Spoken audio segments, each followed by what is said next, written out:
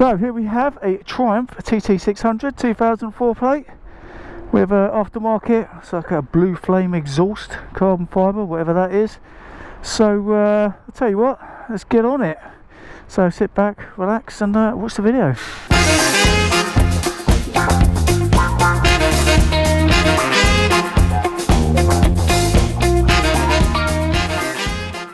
So welcome back to the channel, and here we have a gleaming red TT600 Daytona. Check this out, it's got the aftermarket can on it, blue flame, carbon fibre, very nice, which sounds very nice. We'll start it up in a minute. Just having a look over this. This is at Ling's Triumph in Great Dunmow in Essex at the minute for sale. It's got a few aftermarket bits thrown on it. It's got the levers, and we'll talk about those in a minute. Aftermarket indicators.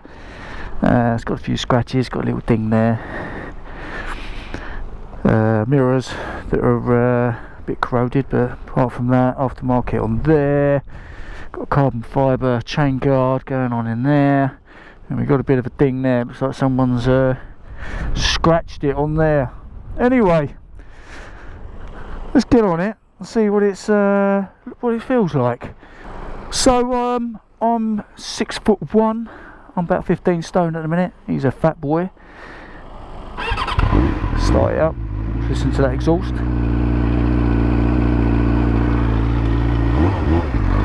Obviously you've got a bit of corrosion and that on the engine and that engine casing. That's to be expected. I mean, the bike's 17 years old. But I'm not a big lover of the shorty levers. I've had to adjust them already to get a bit of brake feel. The mirrors, as well, they're sports bike mirrors, aren't they, at the end of the day? They're not too bad actually, to be honest. They come right out and they do stick out quite a bit. But I'll tell you what, let's take it out on the road. Let's go and have a look. Let's see what this baby's like.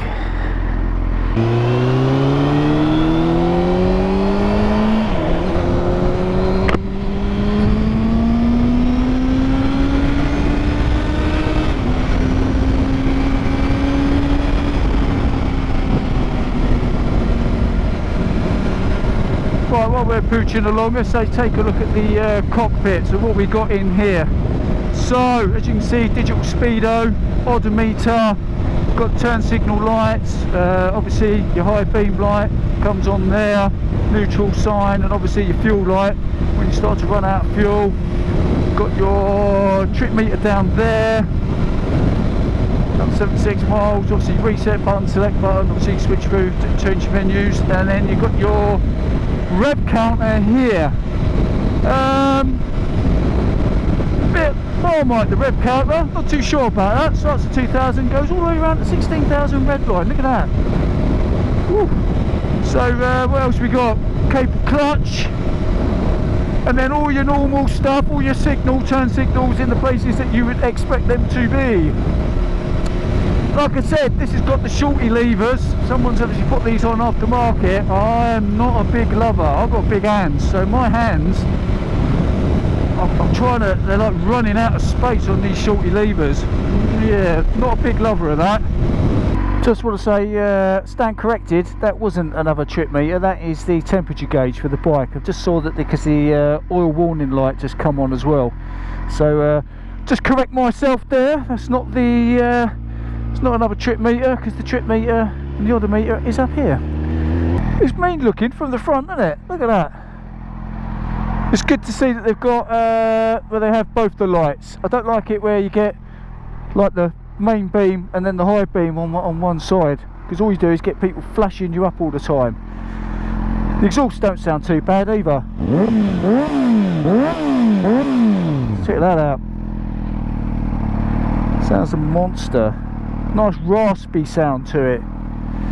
Right, let's get back on it. Let's get back on it. You've got to give it some beans to get it going. Let's have a look. Here we go. Get this car past.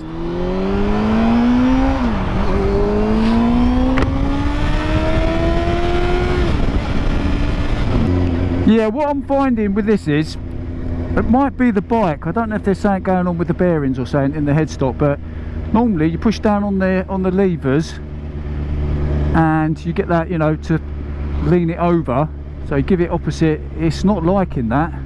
I don't know if that's me. Yeah, it feels like I've got like a gyroscopic effect going on in the front, like the front is fighting the back. That might just be the age of the bike. There might be something going on. It might be tyre pressure's too high in the front, I don't know, or it's because he's got new tyres, I don't know, but it doesn't feel, it's not very inspiring at the minute, when especially, and you notice it at low speed, like here around town where I'm going through this little village now. I'm dodging these bleeding manhole covers. Yeah, it's good, obviously it's got a very short wheelbase and that's very noticeable as well, but another thing, it's just a small niggle, but it's, you can see all the wires. Look down here, look, pretty messy down there. I don't know if you can see that, but the wires going into where the lights are and everything, you think they'd tuck those away. But again, like I said, being super critical, this is 17-year-old bike at the end of the day. Comfort wise, now your legs, it's a sports bike at the end of the day, so your legs are up here, but to be honest, you're sitting on top of it, but you're kind of like cosseted by the tank. It's no worse than my RSV. For a little bike, it's actually pretty comfortable. Like I said, I'm 6'1", and at the minute I've got no wrist ache, I've got no leg ache, back ache or any of that business going on. It's pretty comfortable. I'm just a bit dubious with this front. I'm not confident in the front at the minute. I don't know if it's because of this bike or is where I've been riding my KLV. I'm used to a different riding position, but apart from that, yeah, that exhaust sounds the nuts though, doesn't it? Oh look, got a trike. Now this is a roll-on overtake from 5th gear. Not too bad. I've got to say though, the gearbox is nice. Goes into neutral no problem, goes up and down the gears, very slick. Which is just as well, because you need to, when you're on country lanes, you're going to be up and down the gearbox. You're going to be like Jimi Hendrix with his guitar. Obviously you're not using your tongue though, but you're going to be up and down that gearbox to get the power up, because you need to be up in that power band to get any decent power. I've got to say this about the bike, it's not a hooligan bike, this one. Yes, it does want you to go faster, but it's not going to be one of those bikes that you're going to get on it and you're going to worry about losing your licence. To get it to get anywhere, you've got to rev it, you know what I mean? You need to be up in the high rev bands, but that's 600 isn't it, end of the day? That's what you've got to be doing. But yeah, it's quite nice. It's a nice smooth ride, especially on these bit of nice smooth roads we've got here at the minute. So stopped off for a Timmy Hortons, and we're going to go through some of the specs of this 2004 TT600. I'm also going to link these in the description down below. So like I said, this model was bought out in 2003. I think they made it up to about 2005. They didn't have it for that long because then the 675 replaced it. Like I said, it's inline 4, 600cc. The target was to make to produce 110 brake horsepower, which I think they did. I think it was 112 in the total, and obviously 65 newton meters of torque.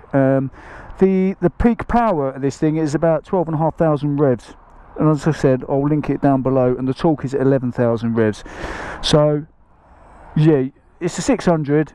If you ride bikes, you ride litre bikes, you ride 600, you know that you're going to have to rev this to get it going, and it revs nicely.